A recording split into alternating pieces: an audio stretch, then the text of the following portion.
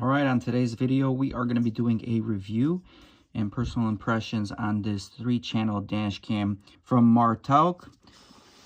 Let's do a quick little unboxing. Nice little design on the boxes here. Now, this is a 3-channel dash cam, as you'll see in a little bit. And let's get right into the bread and butter of this dash cam. This is probably the biggest dash cam that I've seen, that I've reviewed. And there it is, as you can see, the R39 dash cam 5K. It comes with an integrated mounting point here to get power for the main camera. You got your power button, and it does come with a 64 gigabyte memory card from Lexar, so that's pretty good. Huge screen, as you guys can see. This is massive. Like I said, this is probably the biggest screen of a dash cam that I have reviewed thus far.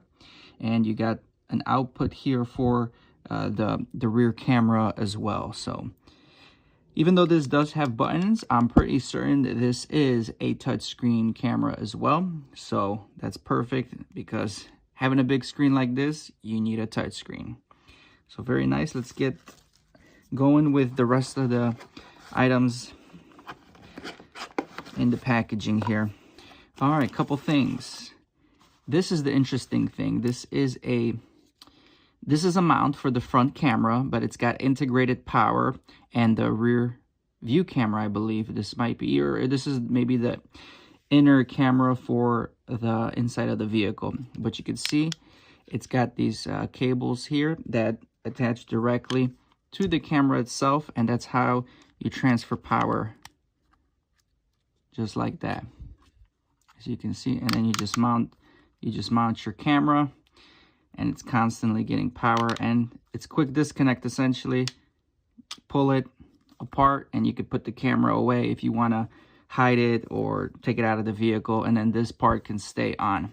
So that's pretty nice. I like that.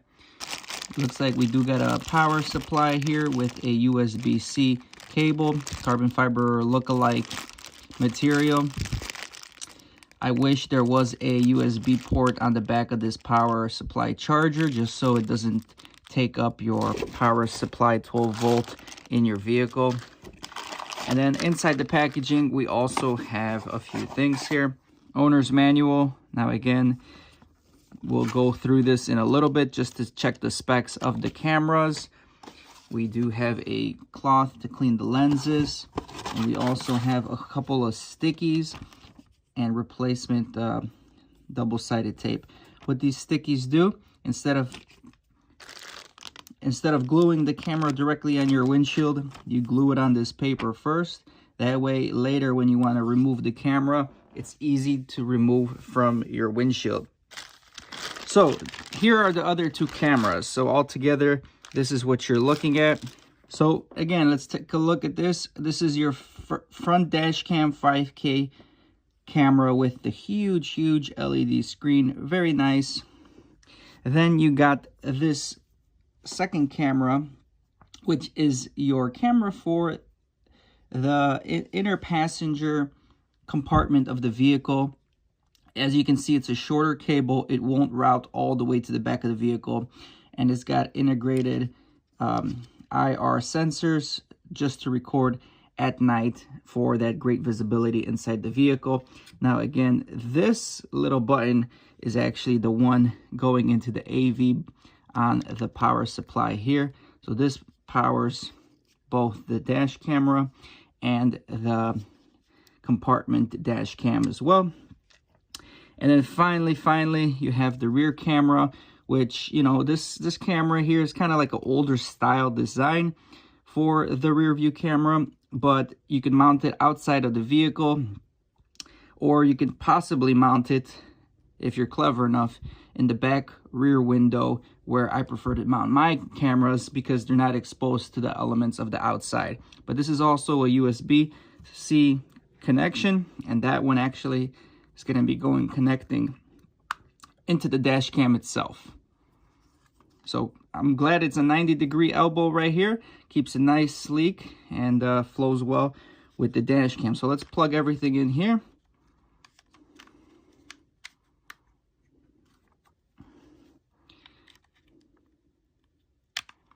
All right, so this is pretty much the connection you would see.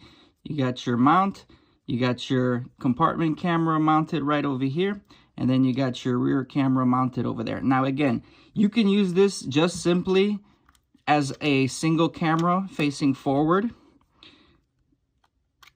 such as this. You don't have to use anything else. If you just want the front and rear camera, just attach the rear camera into the USB-C port, and you don't have to use a 3-channel if you don't want to, but it's there if you want it. Now this is something for you fanatics. These are the outputs for each camera itself.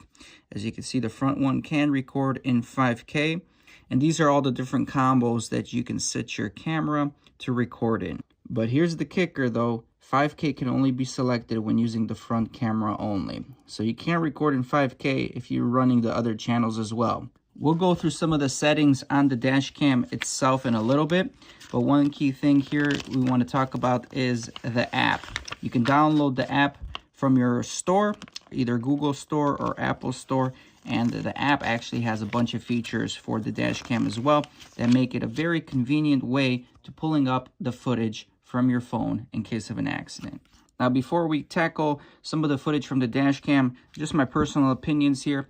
I think this is a great size dash cam. It's going to give you a lot of visibility, and the touchscreen is going to be very easy to use. However, I have to knock it for not having a built-in compartment dash cam. Some of these dash cams have 2 dash cams, one facing the front and one facing the rear, all in one sleek design. And I have to knock it because adding a completely separate camera with completely separate wiring hanging everywhere isn't the most ideal, or doesn't give you the cleanest look in the vehicle. The only pro I can see, if you want a separate compartment camera, let's say you want to specifically put this camera by the passenger side or towards like the baby, if you have a baby somewhere towards the back seat and you want to see them, that's the only benefit I see. But for sleekness and design, I wish there was a rear dash cam compartment camera integrated into this unit here. All right, so let's talk about this dash cam a little bit, shall we? Let's go into the options here. And as far as the options, pretty simple. It's all a touch screen, so you can swipe through the options pretty quick, pretty responsive. Let me just get you through some of these. I don't have anything attached right now to the camera, so we are only able to record with the main camera on the dash cam. And you have a few choices here: 2K, 4K, or 5K with the front facing camera. You can also select how long you want each video clip to be: 1, 3, and 5 minutes. There's a wide dynamic range option for just better contrast and exposure, so good idea to keep that on. You definitely want to record audio as well. You can also have the date stamp on the video itself. There's also a G sensor, and what that means, it has a sensitivity sensor in here. So if somebody hits you when you're parked, it will trigger the dash cam to record. This option, I believe, is only available if you hardwire the dash cam to the vehicle with a fuse and a special relay. And same thing with the parking guard. The parking guard takes continuous pictures, 1 frame per second, I believe, continuously. So this again needs to be hardwired into the car for 24-hour monitoring. So right now we got that disabled. And as far as the setup, you have a few options here as well, and you can connect to your Wi-Fi. There's also such things as date and time that's going to be displayed. You could have a screensaver, so the screen will go to sleep in about a minute, so the dash cam is not always on. You can turn the sound on and off as well.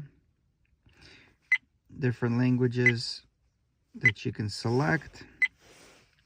GPS obviously is on, so you can track your location. And then again, there's an app to this dash cam that you can easily pull the data, the videos, and all the footage onto your phone quickly for convenience.